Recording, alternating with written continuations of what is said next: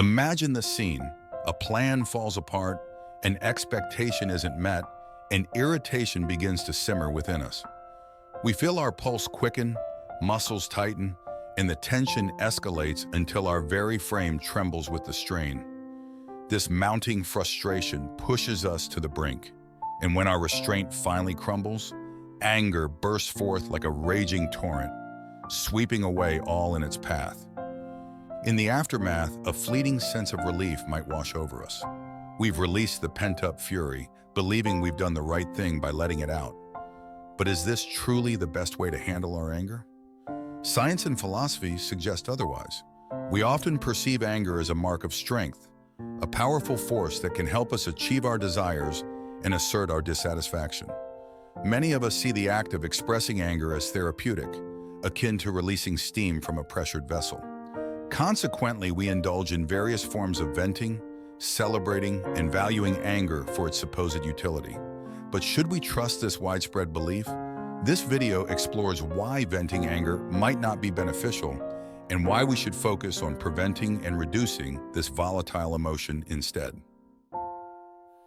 In a serene Buddhist temple, an unexpected visitor arrived, a terrifying demon rampaging through the meditation hall. The monks, gripped by fear and anger, tried to drive the creature away with shouts and scoldings. Yet with every display of hostility, the demon only grew larger and more menacing. When the head monk returned from his travels and saw the chaos, he chose a different path. Instead of reacting with fear or anger, he approached the demon with calmness and compassion. The other monks watched in astonishment as the demon began to shrink, subdued by the head monk's kindness. In time, the demon dwindled to nothing and vanished completely. From a Buddhist perspective, the typical cultural response of meeting anger with more anger is profoundly misguided.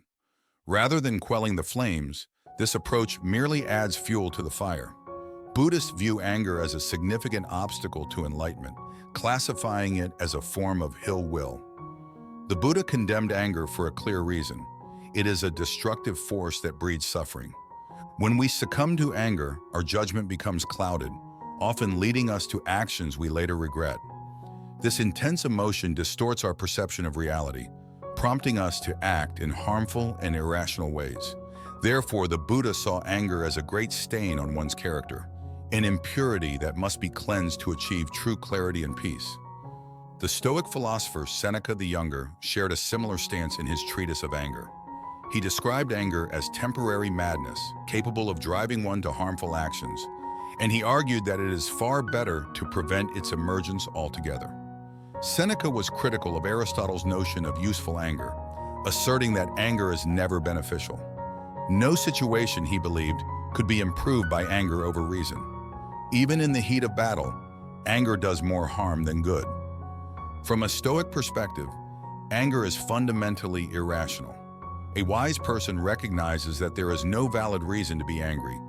Hence, a seasoned Stoic seldom succumbs to anger, understanding that to do so is to forsake reason itself. An angry outburst can cause lasting harm, leading to broken friendships, strained relationships with significant others, and social isolation as people begin to avoid us. While venting may offer temporary relief, it comes at a significant cost. Even if we manage to avoid directly harming others or damaging our relationships, is venting anger still advisable? Could it serve as a therapeutic release for pent-up negative emotions and aggression? The idea that an angry outburst is cathartic, providing a sense of relief, is widespread. However, both ancient wisdom and modern research challenge this notion. The Buddha taught that indulging in anger, even as a means of release, only perpetuates the cycle of suffering and delusion. True peace comes from understanding and managing our emotions, not from venting them. Buddhist monk Ajahn Sona teaches that anger stems from an unwise focus on faults and is rooted in aversion. Essentially, we become angry because we dislike our situation and wish to push it away or even destroy it.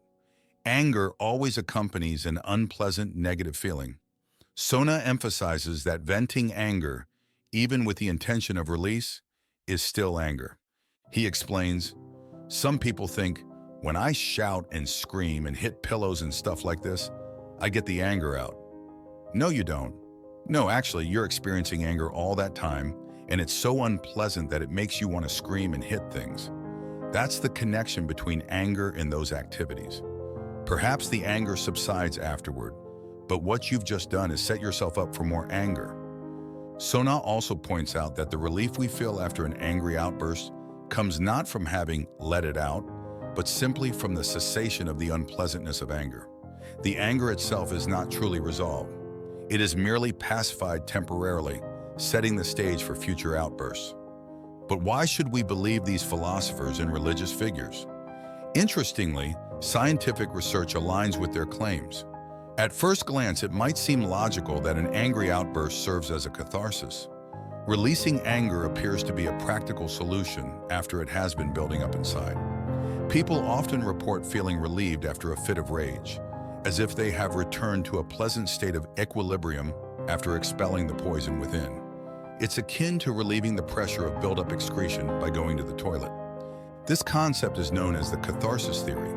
Derived from the Greek word katharsis, meaning cleaning or purging, catharsis in this context refers to purging pent-up anger and aggression from our bodies through aggressive actions, such as smashing tableware against a wall in a rage room, leading to a sense of relief or purification. The catharsis theory traces its origins to the work of Sigmund Freud, who posited that expressing repressed emotions could alleviate psychological distress. Freud believed that unexpressed negative emotions could accumulate, leading to neuroses or psychological disorders. This idea gave rise to the hydraulic model of anger, which suggests that anger builds up inside us like pressure in a hydraulic system until it is released. Thus, the only way to reduce anger, according to this model, is by letting it out. The catharsis theory seems logical, but is it true? Scientific research suggests otherwise. Venting anger does not reduce it. In fact, it can even exacerbate the problem. Instead of diminishing our anger, venting may actually reinforce and intensify it. The Hornberger experiments conducted in the 50s were the first scientific attempt to test the catharsis theory. In these experiments, participants were subjected to insulting remarks. Afterward, one group was given the opportunity to pound nails for 10 minutes, while the other group did nothing. Subsequently, both groups were allowed to criticize the insulter. The results were revealing. The participants who pounded nails were more hostile and aggressive than those who didn't engage in any physical activity. Subsequent research has consistently led to the same conclusion. Venting anger does not reduce it. If anything, it makes people even more aggressive. The evidence suggests that rather than providing a therapeutic release, venting anger actually reinforces and escalates the negative emotion.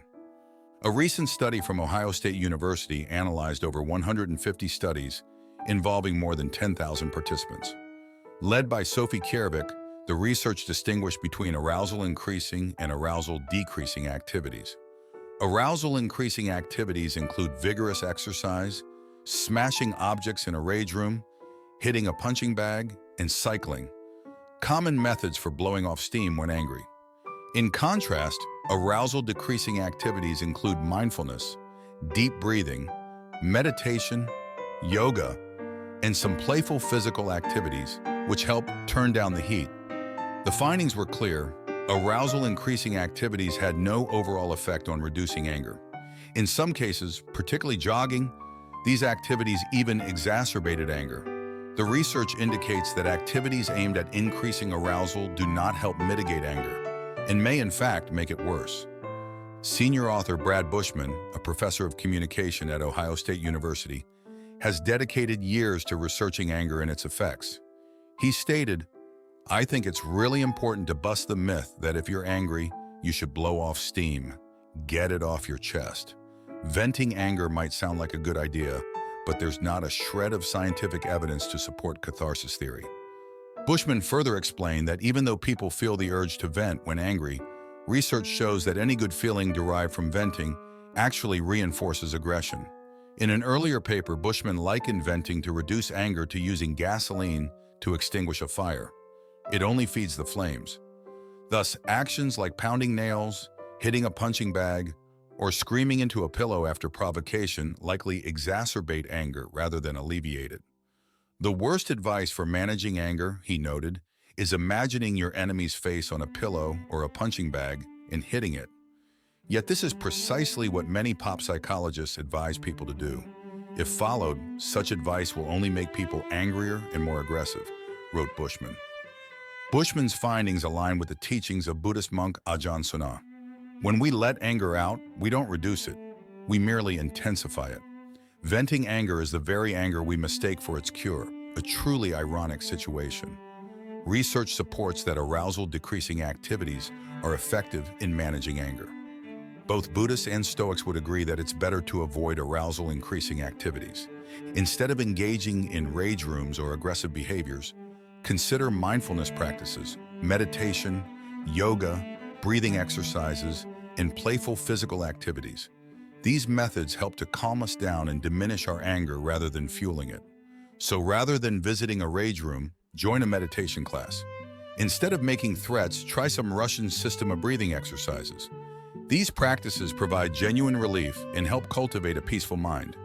Researcher Sophie Kwervik observed that progressive muscle relaxation, along with general relaxation techniques, might be just as effective as mindfulness and meditation in reducing anger. She emphasizes that most arousal-decreasing interventions are free or inexpensive and easy to access.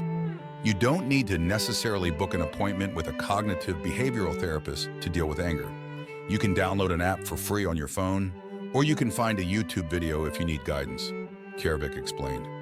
These accessible methods provide practical solutions for managing anger, offering a more sustainable and peaceful approach compared to the traditional notion of venting. Venting anger is indeed tempting. As Bushman noted, people want to vent. When frustrations accumulate, the urge to explode intensifies. Our body's natural response to irritating emotions is to act out, similar to our reaction to an ice-cold shower. It's so unpleasant that we instinctively want to escape it. This is why it takes self-restraint and often practice to resist giving in to anger. However, the effort is worthwhile. Considering the destructive consequences of venting anger, which not only fails to reduce it but often exacerbates it, we should be cautious of the methods popular culture promotes. Instead of feeding the flames of our frustration, we should seek out healthier, more constructive ways to manage our emotions. If you like this video, please give us a like and a subscription as an encouragement to us. Thank you for watching.